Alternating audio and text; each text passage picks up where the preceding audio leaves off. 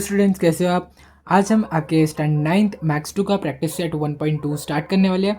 तो video start करने से पहले मैं आपको बता दूं कि इस चैप्टर का प्रैक्टिस सेट 1.1 मैंने पहले ही पढ़ाकर अपलोड कर दिया है, तो अगर आपने वो नहीं देखा है तो पहले आप जाकर वो देख लो। ठीक है, काफ़ी बेसिक सा प्रैक्टिस सेट 1.1 था आपका, जो कि आपके सारे बेसिक क्लियर कर रहा था। और चैप्टर का नाम ही है कि some basic concept in coordinate geometry. ठीक है, तो इसको आपने अच्छे से, मुझे उम्मीद है कि आपने 1.1 को देख लिया होगा। तो चलिए अभी हम आपका 1.2 स्टार्ट करते हैं। 1.2 भी काफ़ी ज़्यादा सिंपल है, बहुत ज़्यादा सिंपल है आपका। ठीक है, बस 1.2 स्टार्ट करने से पहले मैं आपको एक चीज़ बता देता हूँ। देखो, वीडियो के शुरू में ये पढ़ लो ताकि क्वेश्चन नंबर 5 या 6 में हमें इसकी ज़रूरत पड़ने वाली है, तो उसमें आप अच्छे से समझ पाओगे। ठीक है, या फिर तो देखो, मैं अभी आपको वीडियो के शुरू में पढ़ा देता हूँ, क्योंकि ये जो अभी हम यहाँ पे करने वाले हैं ना, ये जो क्वेश्चन 1 2 3 में जो हम करने वाले हैं, इसके अंदर जो भी हम करेंगे वो प्रैक्टिस सेट 1.1 में पहले ही हमने पढ़ लिया है। ठीक है, लेकिन वो जो अभी हम क्वेश्चन नंबर 4 5 में करने वाले हैं वो थोड़ा नया कॉन्सेप्ट है, तो पहले मैं आपको पढ़ा देता हूँ। फिर जब अभी आप देख लो वीडियो, फिर जब मैं आपको पढ़ा दूंगा तो वापस आप क्वेश्चन नंबर 4 के पहले उसको एक बार रिवाइज कर लेना जाके। ठीक है, या फिर मैं आपको पहले ये करा ही दूँ, फिर इसके बाद हम स्टार्ट करते हैं, क्योंकि जितनी जल्दी आप पढ़े रहोगे, जितनी जल्दी इसका एप्लीकेशन होगा, तो उतना ही आपके लिए अच्छा होगा। तो पहले हम क्वेश्चन नंबर 1 2 3 कर लेते हैं, उसके बाद क्वेश्चन नंबर 4 के पहले मैं आपको पढ़ा दूंगा कॉन्सेप्ट। ठीक है, तो चलिए ये वाला स्टार्ट करते हैं। देखो, यहाँ पे सिंपली आपसे पूछा गया है कि आपको, देखो, कुछ आपको पॉइंट्स दिए गए हैं, फिर उन पॉइंट के आपको कुछ कोऑर्डिनेट दिया गया है यहाँ पे, और फिर आपसे पूछा है कि कौन से सेगमेंट कॉन्ग्रुएंट है, कौन से नहीं है। तो देखो, कोई भी सेगमेंट कॉन्ग्रुएंट कब होती है, जब वो सेगमेंट के कोऑर्डिनेट का जो डिस्टेंस है वो सेम हो जाए। यानी कि डिस्टेंस बिटवीन डी ई जो है, ये जो डिस्टेंस बिटवीन डी ई है, अगर वो ए बी के इक्वल आ गया मतलब दोनों कॉन्ग्रुएंट है, और अगर नहीं आया मतलब कॉन्ग्रुएंट नहीं है। ठीक है, बहुत ज़्यादा सिंपल है ये। तो ये तो मुझे लगता है मुझे बताने की भी ज़रूरत नहीं है, आप खुद ही समझ जाओगे कि सेगमेंट ए बी और डी ई कब कॉन्ग्रुएंट होंगे। ठीक है, तो चलिए हम जल्दी से दोनों के बीच का डिस्टेंस निकाल लेते हैं, फिर देखते हैं कौन सा कॉन्ग्रुएंट है और कौन सा कॉन्ग्रुएंट नहीं है। सबसे पहले सेगमेंट डी ई की बात करते हैं, तो कोऑर्डिनेट डी के लिख लो और ई के लिख लो। देखो, क्वेश्चन में डी का कोऑर्डिनेट -7 है, यहाँ पे भी -7 लिख लो, और ई का कोऑर्डिनेट क्या है, 9 ना, तो यहाँ पे भी 9 लिख लो। ठीक है, अब 9 और 7 में से कौन सा बड़ा है, मैंने आपको ये प्रैक्टिस सेट 1.1 में कराया है कि कैसे डिस्टेंस निकालते हैं। कौन सा नंबर बड़ा है, 9 बड़ा है, 7 छोटा है, तो बड़े नंबर माइनस छोटा नंबर करना है, यानी कि 9 माइनस -7। अब माइनस माइनस मिलकर क्या बन जाएगा, प्लस, तो 9 + 7 हो जाएगा, और 9 + 7 कितना हो गया, 16।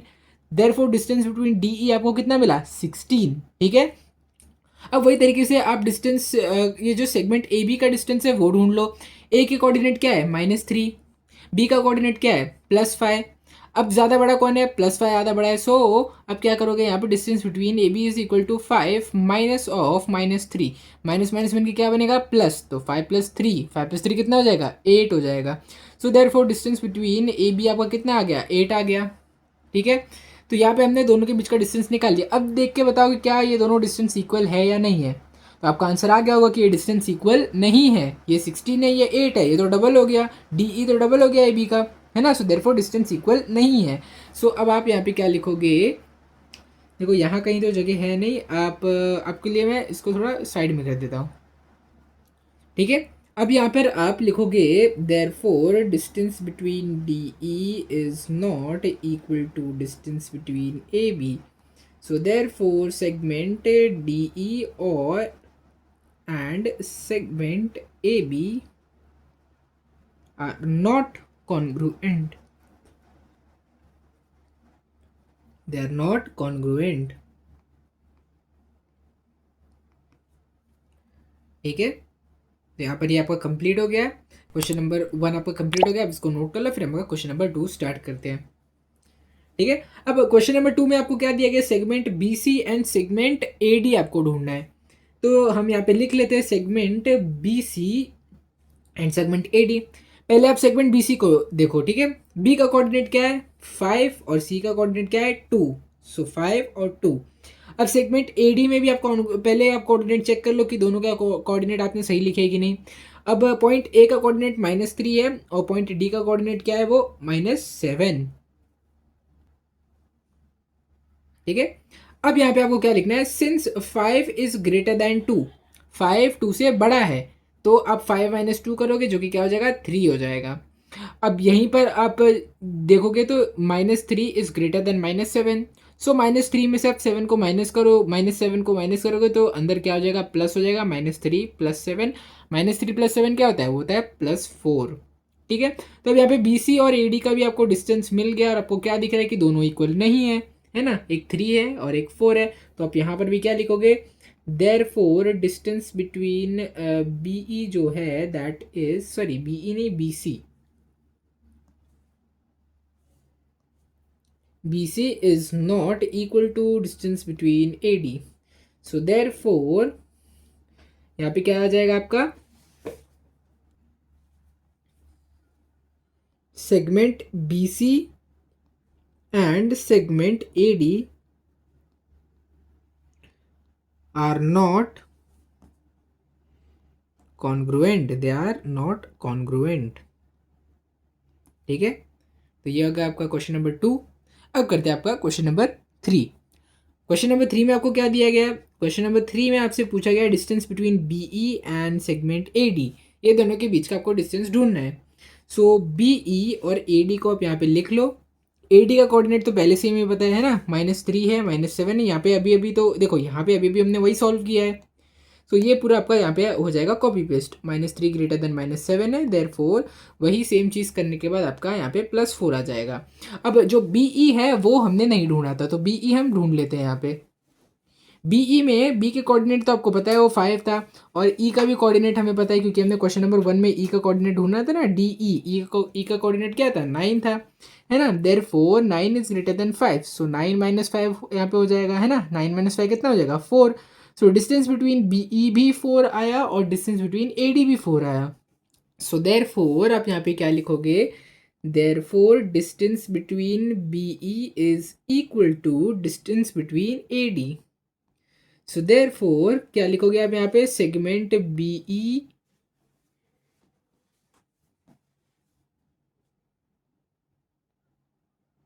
And segment AD are congruent. इस बार ये कॉन्ग्रुएंट हो गए, लास्ट के 2 क्वेश्चन में कॉन्ग्रुएंट नहीं थे लेकिन इस बार कॉन्ग्रुएंट हो गए। ठीक है, तो यहाँ पे आपका आंसर आ गया है। आप इस क्वेश्चन नंबर 3 को भी आपने नोट कर लो, फिर हम आपका क्वेश्चन नंबर 2 स्टार्ट करते हैं। सब क्वेश्चन 3 को आप नोट कर लो, फिर हम आपका मेन क्वेश्चन 2 स्टार्ट करेंगे। देखो ये रहा आपका क्वेश्चन नंबर 2। क्वेश्चन नंबर 2 बहुत ज़्यादा सिंपल है, काफ़ी ज़्यादा सिंपल है, इसको आप बहुत आराम से कर सकते हो। ठीक है, तो क्वेश्चन नंबर 2 में आपको क्या दिया गया है कि point M is the mid point of segment AB। अब क्योंकि पॉइंट M AB का मिड पॉइंट है, तो यहाँ पे पहले आप एक डायग्राम बना लो, क्योंकि जब तक आप डायग्राम नहीं बनाओगे आपको इसमें कुछ समझ में नहीं आएगा। ठीक है, सो डिस्टेंस बिटवीन AB, ये रहा distance between AB।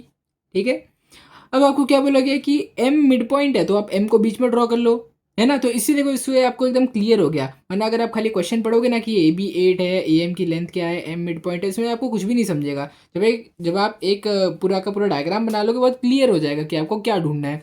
Segment AB आपने ड्रॉ कर लिया, M इसका मिड पॉइंट है, A इसकी एंटायर लेंथ 8 है, और हमें ये MB की वैल्यू यहाँ पे पूछी है। सॉरी, MB की वैल्यू नहीं पूछी है, हमें यहाँ पे AM की वैल्यू पूछी है। वैसे MB और AM दोनों सेम ही है, दोनों की वैल्यू में कोई डिफरेंस नहीं है, दोनों सेम ही है। लेकिन फिर भी हमसे क्वेश्चन में अगर MB बोला गया, AM बोला गया, तो हम AM को ही ढूंढेंगे, क्योंकि AM और MB की मेजरमेंट तो वैसे भी सेम रहने वाली है। ठीक है, अब यहाँ पे आप लिखोगे कि क्योंकि M जो है मिड पॉइंट है सेगमेंट AB का। देखो कोई भी ये पॉइंट अगर किसी सेगमेंट का मिड पॉइंट बन जाता है, तो ये पॉइंट ना इस सेगमेंट को 2 इक्वल पार्ट में डिवाइड कर रहा है, यानी कि AM और MB दोनों इक्वल है, और ये दोनों के दोनों हाफ है। किसके हाफ है, सेगमेंट AB की मेजरमेंट का हाफ है दोनों। ठीक है,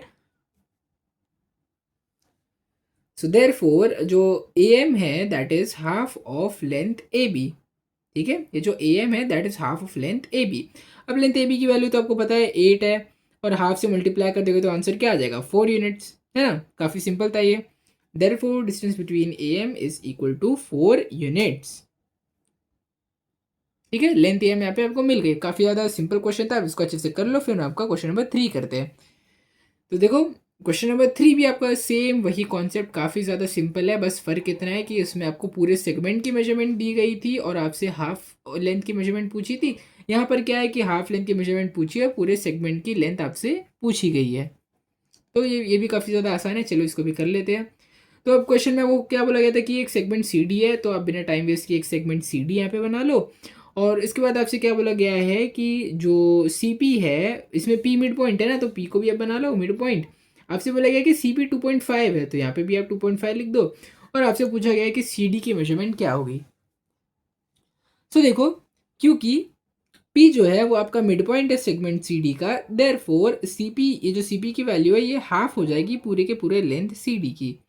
सो देयर फोर यहाँ पे थोड़े स्टेप्स गायब है, मैं अगर आपको लिखूँ यहाँ से इसके आगे क्या होगा, सी पी की वैल्यू आपको कितनी दे के रखी है, 2.5 दे के रखी है ना, is equal to half into length of C D. ठीक है, अब ये 2 जब ऊपर जाएगा तो क्या हो जाएगा, ये जब 2 ऊपर जाएगा सो 2.5 इंटू 2 हो जाएगा, है ना, ऐसा हो जाएगा 2.5 इंटू 2, ये किसके इक्वल आ गया, लेंथ ऑफ सी डी के। अब लेंथ ऑफ सी डी किसके इक्वल आ जाएगा, 2.5 इंटू 2 कितना हो गया, 5 यूनिट्स। तो यहाँ पे आपका फाइनल आंसर भी आ गया जो कि है 5 यूनिट्स। अब आप इसको भी अच्छे से नोट कर लीजिए, फिर मैं आपको एक नया कॉन्सेप्ट जो कि रेज वाला कॉन्सेप्ट है वो मैं आपको पढ़ा देता हूँ। देखो, रे आपको अपने अपने पिछले स्टैंडर्ड में भी पढ़ा होगा कि एक रे क्या होती है ना। अगर मैं आपको बताऊँ एक रे कैसे ड्रॉ करना है, तो ये देखो, एक रे को ड्रॉ करने का बहुत ज़्यादा सिंपल तरीका है ऐसे। वही अगर मैं आपसे बोलूँ कि एक सेगमेंट क्या होता है, तो ये देखो सेगमेंट ऐसा होता है ना, ये भी आपको पता होगा। और मैं अगर आपसे बोलूँ कि एक लाइन ड्रॉ करो, तो आप एक लाइन को ऐसे ड्रॉ करोगे, ये देखो ये लाइन है। और आपने क्या पढ़ा होगा कि एक लाइन जो है वो इस डायरेक्शन में भी बढ़ सकती है, इस डायरेक्शन में भी बढ़ सकती है, और ये लाइन की लेंथ इनफाइनाइट भी हो सकती है ना, ये आपने पढ़ा होगा। एक सेगमेंट का आपने क्या पढ़ा होगा, एक सेगमेंट कभी भी फिक्स होता है, उसकी कोई भी मेजरमेंट नहीं होती, वो हमेशा फिक्स होता है, वो इधर से भी नहीं बढ़ सकता, इधर से भी नहीं बढ़ सकता। लेकिन एक रे जो होती है, रे एक डायरेक्शन में बढ़ सकती है, मतलब इस डायरेक्शन में इसकी वैल्यू यहाँ इंक्रीज होकर इन्फिनिटी तक जा सकती है, लेकिन इस डायरेक्शन में इसकी वैल्यू नहीं बढ़ेगी। रे की ये जो वैल्यू है सिर्फ एक डायरेक्शन में बढ़ती है, लाइन की दोनों डायरेक्शन में बढ़ती है, और सेगमेंट की एक भी डायरेक्शन में नहीं बढ़ती है, सेगमेंट की जो है वही फिक्स रहती है। ठीक है, तो मुझे उम्मीद है कि आपको रे पता चल गया होगा कि क्या होता है, और आप रे का डायग्राम भी अच्छे से देख लो कि देखो ये 2 पॉइंट होते हैं, इन दोनों पॉइंट को से जोड़ दो और यहाँ पे एक लाइन का एरो का साइन बना दो। ठीक है, वही अगर मैं आपसे पूछूं कि इसके अपोजिट रे, इसकी अपोजिट रे क्या होगी, सेम यही रे बस दूसरी डायरेक्शन में जानी चाहिए। अगर मैं आपसे बोलूँ कि ये रे पी क्यू है और ये रे पी आर है, अगर मैं आपसे बोलूँ कि ये जो रे पी क्यू है इसकी अपोजिट रे बताओ मुझे, तो आप बोलोगे कि ये है रे पी आर। ठीक है, अब अगर मैं बोलूँ कि इन दोनों रे का पॉइंट ऑफ इंटरसेक्शन क्या है, तो आप बोलोगे पॉइंट आर है इन दोनों रे का पॉइंट ऑफ इंटरसेक्शन। ठीक है, मुझे उम्मीद है कि आपने अच्छे से आपको क्लियर हो गया होगा। तो चलिए अभी हम आपका क्वेश्चन स्टार्ट करते हैं। तो देखो, आपको क्वेश्चन नंबर 5 स्टार्ट करने से पहले यहाँ पे एक छोटा सा, बहुत ज़्यादा छोटा सिंपल क्वेश्चन है, इसको हम पहले देख लेते हैं, फिर हम आपका क्वेश्चन नंबर 5 स्टार्ट करते हैं। देखो यहाँ पे आपको क्या दिया गया, आपको ए बी की मेजरमेंट दे के रखी है, बी पी की मेजरमेंट दे के रखी है, और ए पी की मेजरमेंट यहाँ पे आपको दे के रखी है, ये सभी मेजरमेंट आपको यहाँ पे दे के रखी है। अब आपसे पूछा क्या क्या है, यहाँ पे लेंथ ऑफ ए बी आपसे पूछा गया है जो कि 5 सेंटीमीटर है, सॉरी यहाँ पे आपको इनकी जो लेंथ है इसको कंपेयर करने बोला गया है। ठीक है, तो 5 सेंटीमीटर, 2 सेंटीमीटर एंड 3.4 सेंटीमीटर। तो यहाँ पर आपको देखना है कि सबसे बड़ी वैल्यू कौन सी है, सबसे छोटी वैल्यू कौन सी है, इनको एक ऑर्डर में आपको लगाना है, फिर आपको अपना आंसर बताना है। तो सबसे ज़्यादा वैल्यू किस नंबर की होगी, 5 की होगी, फिर 3.4 होगा, फिर 2 होगा। ठीक है, 5 किसकी वैल्यू है, लेंथ ऑफ ए बी, तो लेंथ ऑफ ए बी सबसे ज़्यादा बड़ा हो गया। 3.4 किसकी है, ए पी की, तो ए पी की लेंथ जो है वो सेकंड नंबर पे चली जाएगी। फिर सबसे लीस्ट कौन है, वो है आपका बी पी, तो बी पी किस पे आगे आ जाएगा आपका थर्ड नंबर पे। So A B, A P and B P. ठीक है, तो आपका ये क्लियर हो गया होगा। अभी चलिए हम करते हैं आपका क्वेश्चन नंबर 5। तो देखो यही वो क्वेश्चन है जिसके लिए मैंने अभी आपको वो रे वाला कॉन्सेप्ट पढ़ाया था। तो चलिए अभी हम इसको देखते हैं। तो यहाँ पे आपसे क्या पूछा गया है कि आपको वो रे बताना है जो अपोजिट है रे आर पी के। सबसे पहले देख लेते हैं कि रे आर पी क्या है। देखो रे आर पी आपकी क्या होने वाली है, इसकी मैं स्ट्रोक की विड्थ थोड़ी कम कर देता हूँ। हाँ, अब देखो रे आर पी, ये है आपकी रे आर पी। तो देखो अगर आप ये बोलोगे कि रे आर क्यू एक रे है लेकिन आर पी सेगमेंट है, तो आप गलत होगे, क्योंकि मैंने पहले ही आपको ड्रॉ करके बता दिया था कि ये जो है ये एक रे है, ये रे आर, ये जो आर पी है अगर आप इसको अलग से ड्रॉ करोगे ना आर पी को, तो वो कुछ ऐसे बनेगी। तो ऐसा गलती से भी मत बोलना कि ये जो रे आर पी है ये कोई सेगमेंट है, क्योंकि देखो मोस्टली सेगमेंट के ही एंड पॉइंट में ऐसे 2 डॉट होते हैं ना, तो आपको कंफ्यूज नहीं होना है। ये जो रे आर पी है, क्योंकि इसके एक पॉइंट पे यहाँ पे ये जा रहा है, इसलिए आपको इसको रे ही बोलना है, आप इसको लाइन नहीं बोलोगे, सॉरी आप इसको सेगमेंट नहीं बोलोगे, आप इसको रे बोलोगे। ठीक है। सो अब जो रे आरपी है इसके अपोजिट में कौन सी रेज है? इसके अपोजिट में अगर आप ध्यान से देखो ना तो आपको दो रेज मिलेगी। देखो, एक है ये रे आर एस है और दूसरी क्या है, रे आर टी। ये दोनों रेज आपके आरपी के अपोजिट में है। तो आप यहाँ पे क्या लिखोगे, रे आर एस एंड रे R T R opposite raise of रे आर पी। ठीक है, ये बहुत ज़्यादा इंपॉर्टेंट था। तो ये हो गया होगा आपका। तो चलिए अभी हम आपका क्वेश्चन नंबर 2 करते हैं। Right the intersection set of रे P Q and R P. अब रे पी क्यू कौन सी है, ये रही रे पी क्यू और ये रही रे आर पी। अब ये जो दोनों रेज है इनका पॉइंट ऑफ इंटरसेक्शन बताना है, तो बहुत ज़्यादा सिंपल है। इन दोनों की रेज का पॉइंट ऑफ इंटरसेक्शन क्या होने वाला है? तो देखो, अगर मैं ना ये जो आपकी रे आर क्यू है, अगर मैं आर पी जो है अगर मैं इसको एक्सटेंड करूँ ना तो मैं इसको रे पी क्यू तक लेके, सॉरी क्यू तक लेके जा सकता हूँ। तो जो रे आर क्यू बन जाएगी आपकी। ठीक है। अब वही अगर मैं ये रे पी क्यू की बात करूँ तो रे पी क्यू तो एक्सटेंड होने नहीं वाली है। रे पी क्यू तो पहले जितनी थी उतनी अभी भी रहेगी, है ना। सो देखो, रे आपकी जो आर पी है और पी क्यू है, इन दोनों का पॉइंट ऑफ इंटरसेक्शन आपको दिख रहा होगा अच्छे से कि रेड और ग्रीन जहाँ पे ओवरलैप कर रहे हैं इस एरिया में, ये है इनका पॉइंट ऑफ इंटरसेक्शन। ये देखो ये एरिया। सो देयरफॉर इन दोनों रेस का जो पॉइंट ऑफ इंटरसेक्शन हो जाएगा आपका, ये क्या हो जाएगा? आंसर यहाँ पे आप लिख दो अपना, रे पी क्यू। ठीक है, रे पी क्यू ना जो है आपका रे आर पी और पी क्यू का पॉइंट ऑफ इंटरसेक्शन है। ठीक है, मतलब पॉइंट ऑफ इंटरसेक्शन नहीं है यहाँ पे, आपको कोई पॉइंट नहीं पूछा गया यहाँ पे, खाली ऐसे इंटरसेक्शन सेट पूछा गया है। तो जो इंटरसेक्शन सेट रे P Q and R P का है वो है आपका रे पी क्यू। ठीक है, जो उम्मीद है कि आपको अच्छे से क्लियर हो गया होगा। चलिए अभी हम आपका अगला क्वेश्चन देखते हैं, क्वेश्चन नंबर 3। क्वेश्चन नंबर 3 में आपको क्या दिया गया है कि आपसे पूछा गया है कि right the union set of P Q and Q R. ठीक है, ये रहा आपका पी क्यू। स्ट्रोक की विड्थ में थोड़ी और पतली कर देता ताकि आपको अच्छे से समझे।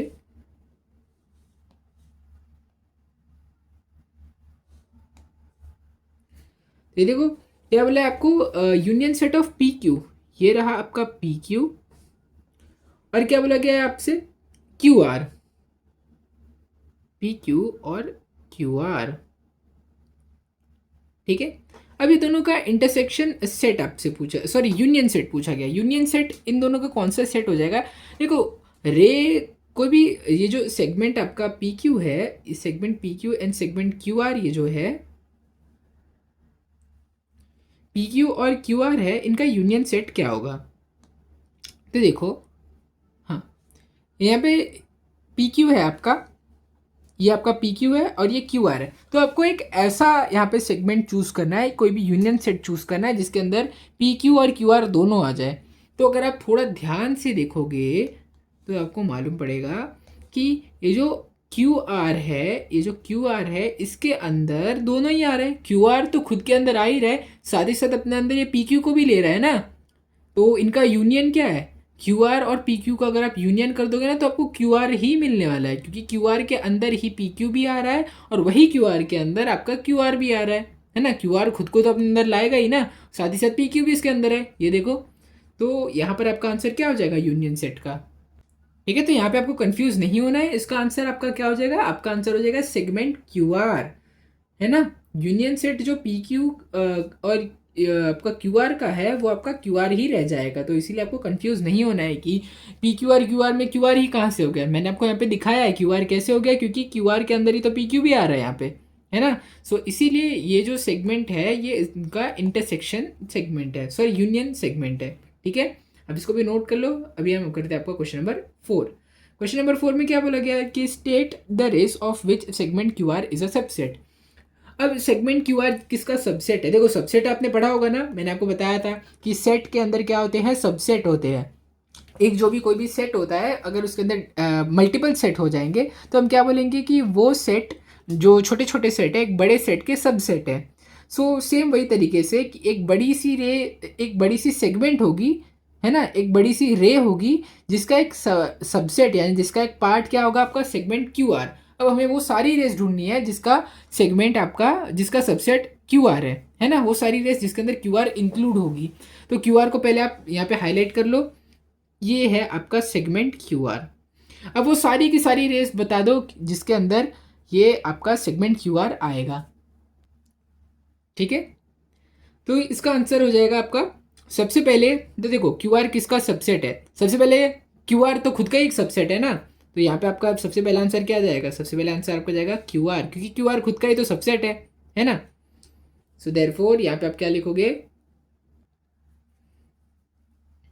सबसे पहला आंसर ही आपका रे क्यू आर खुद ही चले जाएगा, है ना, क्योंकि वो खुद का ही तो सबसेट है। आखिर में जो क्यू आर है वो खुद का ही तो एक सबसेट है, रे क्यू आर। अब रे क्यू आर को ना आप उल्टा करके रे आर क्यू भी लिख सकते हो। ठीक है, रे क्यू आर और आर क्यू दोनों सेम है, हमने बस ऊपर वर्ड्स को आगे पीछे कर दिया है। ठीक है, अब देखो सेकंड टाइम किसका आप इसको सबसेट बना सकते हो, सेकंड टाइम आप बना सकते हो इस क्यू एस को ले लो। देखो क्यू एस के अंदर क्यू आर तो आ रहा है ना, ये देखो क्यू आर। ठीक है, तो क्यू एस और एस क्यू कुछ भी आप इसको बोल सकते हो। तो हम पहले लिखेंगे यहाँ पर रे क्यू एस, देन हम लिखेंगे रे एस क्यू। ठीक है, अब ये वाला पार्ट हो गया। अब इसके बाद क्या बचा आपका, इसके बाद है आपका क्यू टी, क्यू टी है ना, क्यू टी या फिर टी क्यू, आप दोनों में से कुछ भी इसको बोल सकते हो। सो रे क्यू टी या फिर रे टी क्यू। ठीक है, यहाँ पर आपका ये क्वेश्चन नंबर 4 भी कंप्लीट हो गया है। इतने ही यहाँ पे पॉसिबिलिटीज थी। अब इसके बाद हम करते हैं आपका क्वेश्चन नंबर 5। तो देखो अब क्वेश्चन नंबर 5 में आपसे क्या पूछा गया है, क्वेश्चन नंबर 5 में आपसे पूछा गया है write the pair of opposite rays with common end point R. तो कोई आपको ऐसी कोई भी अपोजिट रे आपको ढूंढनी है जिनका कॉमन एंड पॉइंट आर रहे।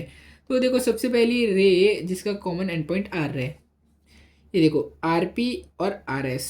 ठीक है, रे आर पी और एंड रे आर एस। तो सबसे पहला आंसर आपका क्या चले जाएगा, रे आर पी एंड रे आर एस।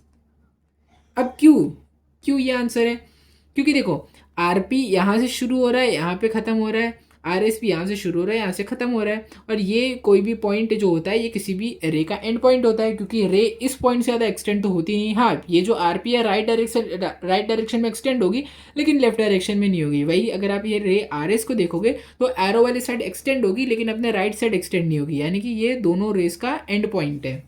ठीक है, एक और यहाँ पे आपका पॉसिबिलिटी है कि रे आप आर क्यू ले सकते हो एंड रे आर टी भी ले सकते हो। ठीक है, सो यहाँ पे आप रे आर क्यू एंड रे आर टी यहाँ पर लिख दो। ठीक है, तो यहाँ पे आपका ये क्वेश्चन नंबर 5 भी हो गया है।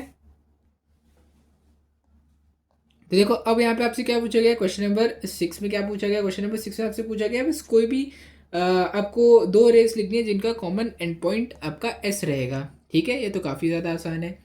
इसमें क्या हो जाएगा आपका हमें क्या चाहिए, हमें बस कॉमन एंड पॉइंट आपका एस चाहिए ना।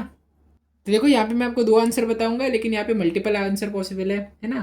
तो सबसे पहले आपका क्या आ जाएगा, रे एस आर आ जाएगा, देन रे एस टी आ जाएगा। ठीक है, और भी बहुत सारे पॉसिबिलिटी जैसे कि आप रे एस पी रे एस क्यू भी यहाँ पे बोल सकते हो आपका आंसर। ठीक है, तो यहाँ पे आपसे कोई भी दो पूछा गया था, इसीलिए हम यहाँ पे कोई दो ही लिख रहे हैं। ठीक है, अब देखते हैं आपका क्वेश्चन नंबर 7 क्या बोल रहा है, write the intersection set of रे S P and S T. S P and S T, ये रहा आपका एस पी और ये रहा आपका एस टी। तो अब आप अगर इनका इंटरसेक्शन देखोगे, जो सेट है वो है आपका पॉइंट एस, है ना। एस पी और एस टी ये दोनों इंटरसेक्ट कहाँ हो रहे हैं, पॉइंट एस के ऊपर इंटरसेक्ट हो रहे हैं। सो देयरफॉर आपका आंसर क्या आ जाएगा, क्वेश्चन नंबर 4 का आंसर आ जाएगा आपका पॉइंट एस। पॉइंट एक्स अगर आपको इसको अच्छे से पूरे लंबे फॉर्मेट में लिखना तो आप बोल सकते हो कि point S is the intersection set of रे एस पी एंड रे एस टी। ठीक है, अब इसको अच्छे से नोट कर लो, फिर हम आपका क्वेश्चन नंबर 6 स्टार्ट करते हैं। तो ये देखो क्वेश्चन नंबर ये क्या है आपका 6। क्वेश्चन नंबर 6 में आपसे बहुत सारे क्वेश्चन पूछे गए हैं। सबसे पहले आपसे पूछा है कि ऐसे कौन से पॉइंट है जो इक्वी डिस्टेंस है फ्रॉम पॉइंट बी। अब पॉइंट बी से कौन से पॉइंट्स आपके इक्वी डिस्टेंट है। तो देखो इक्वी डिस्टेंट मतलब क्या होता है कि सेम डिस्टेंस पे लोकेटेड है, और कोई भी पॉइंट जो इक्वी डिस्टेंस है पॉइंट बी से, मतलब इसका क्या हुआ कि पॉइंट बी से अगर सी जितना दूर है उतना ही दूर ए होना चाहिए। अगर बी से जितना दूर सी है उतना दूर अगर ए नहीं हुआ तो ये दोनों पॉइंट एक दूसरे से इक्वी डिस्टेंट नहीं होंगे, क्योंकि देखो बी 2 जंप में अगर मैं सी पे पहुंचाऊँ तो 2 जंप में मुझे ए पर भी पहुंचना चाहिए। अगर मुझे ए पर पहुंचने पे 3 या 4 जंप लग गया तो ये इक्वी डिस्टेंट नहीं होंगे। सेम जितना जंप सी तक पहुंचने के लिए लगना चाहिए उतना ही जंप आपका ए तक पहुंचने के लिए लगना चाहिए। ठीक है, ठीक है।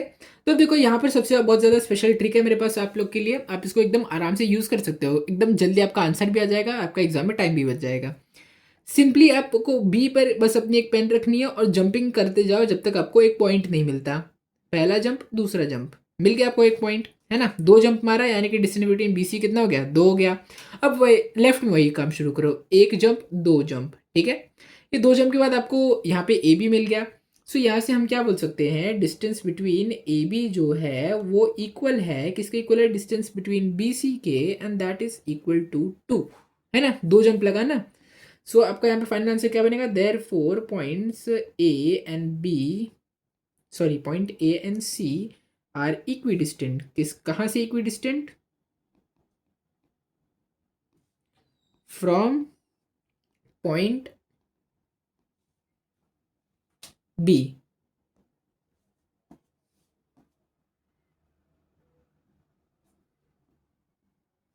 अब देखो सेम वही तरीका आपको वापस रिपीट करना है, बी और सी को हमने देख लिया, अब इस बार हम यहाँ पर देखते हैं। तो देखो एक जंप, 2 जंप, 3 जंप, 3 जंप पे आपको वी मिला। अब यहाँ पर 3 जंप मारो, एक जंप, 2 जंप, 3 जंप, 3 जंप पे आपको कुछ भी नहीं मिला, यानी कि वी किसी के भी इक्वी डिस्टेंट नहीं है, ठीक है। तो वी को आप कैंसिल कर दो, अब आपको वी को देखना भी नहीं क्योंकि वी के इक्वी डिस्टेंट कुछ भी नहीं मिला। वापस जंपिंग शुरू करो, 1 2 3 4, 4 जंप के बाद यहाँ पे आपको डी मिला है। अब लेफ्ट में वही रिपीट करो, 1 2 3 4, 4 जंप के बाद यहाँ पे आपको पी मिल गया। तो आप क्या बोल सकते हो कि क्योंकि हमने 4 जंप मारा है ना, तो देयरफॉर आप बोल सकते हो डिस्टेंस बिटवीन जो ए पी है, sorry distance between A P नहीं, डिस्टेंस बिटवीन जो बी पी है, it is equal to distance between B D. और ये कितने जंप से आया हमारा, 4 जंप के बाद आया, सो आंसर हो जाएगा 4। सो यही सेम चीज़ यहाँ पे आपको लिखनी है, मैं यहाँ पे आपके लिए कॉपी पेस्ट कर देता हूँ ताकि आपके नोट्स जल्दी कंप्लीट हो जाए। ये कौन से पॉइंट है अब आपके, ये है आपके point P and point D. So point P और डी भी इक्वी डिस्टेंट है, कहाँ के इक्वी डिस्टेंट, आपके पॉइंट बी से, ठीक है। आप इसको नोट कर लो।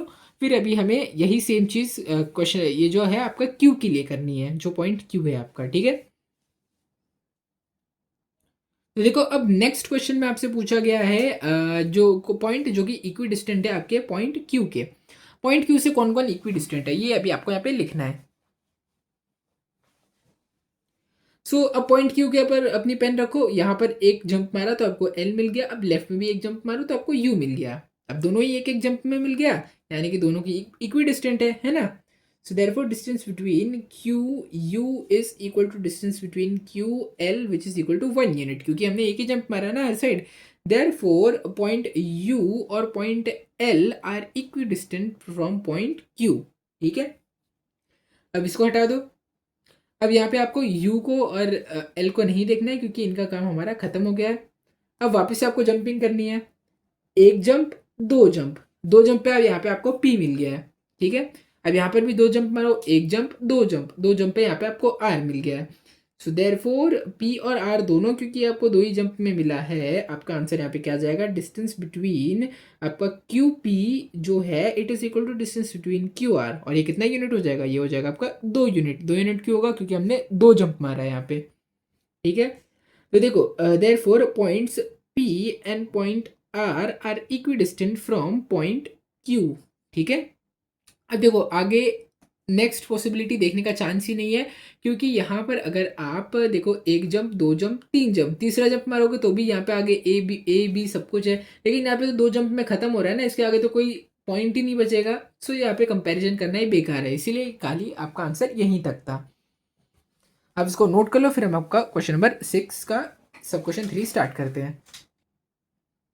देखो अब क्वेश्चन नंबर 3 में आपसे क्या पूछा गया है, find the distance between U V, P C, V B and U L. ये पॉइंट्स के बीच का यहाँ पे आपको डिस्टेंस ढूंढना है।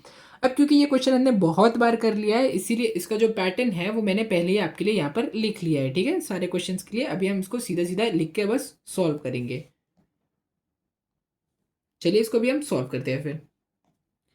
सो कोऑर्डिनेट ऑफ पॉइंट यू, क्योंकि आपको पहले किसको ढूंढना है, यू वी का ढूंढना है ना, तो पहले आपको यू और वी के कोऑर्डिनेट यहाँ पे ढूंढने पड़ेंगे। तो यू के कोऑर्डिनेट क्या है, यू का कोऑर्डिनेट यहाँ से तो हमें दिख नहीं रहा है, हमें खुद से देखना पड़ेगा। ठीक है, चलिए देखते हैं। 0 से पीछे जाओगे तो -1, फिर -2, फिर -3, -4, देन -5। ठीक है, अब 0 से आगे जाओगे तो क्या आएगा आपका 1 2 3 4 5। ठीक है, तो यहाँ पे हमने बचे हुए कोऑर्डिनेट जो कि आपको नहीं दिए गए थे वो भी हमने यहाँ पे ढूंढ लिया है।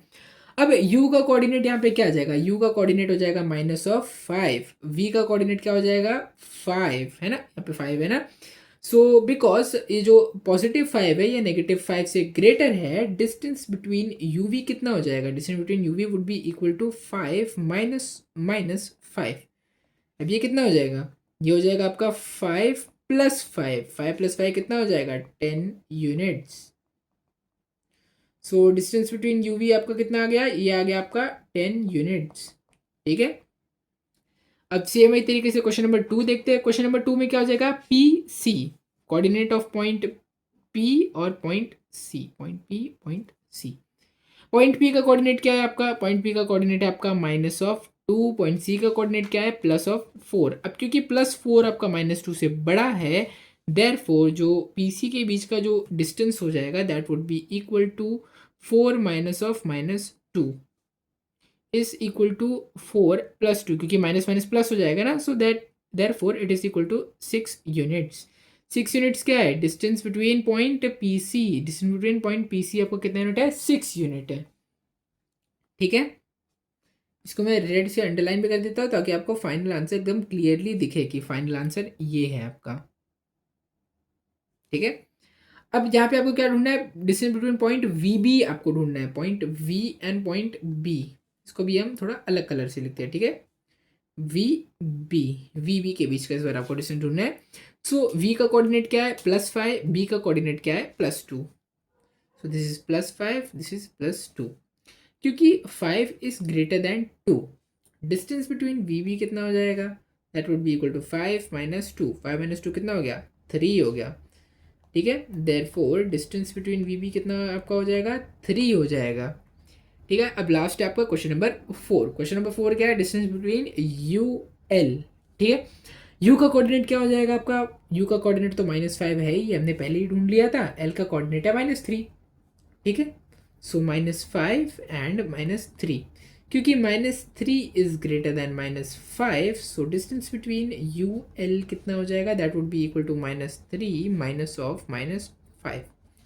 सो ये कितना हो जाएगा, ये हो जाएगा -3 + 5, -3 + 5 कितना हो जाएगा 2 यूनिट्स।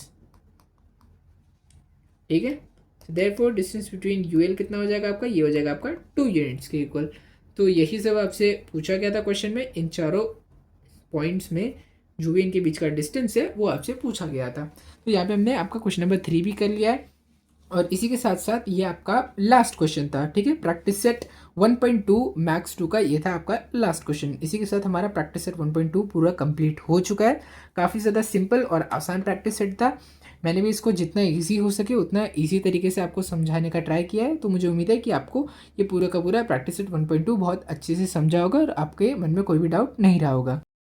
अगर आपको वीडियो अच्छा लगा होगा तो इस वीडियो को लाइक करो, शेयर करो और चैनल को सब्सक्राइब करो। Thank you.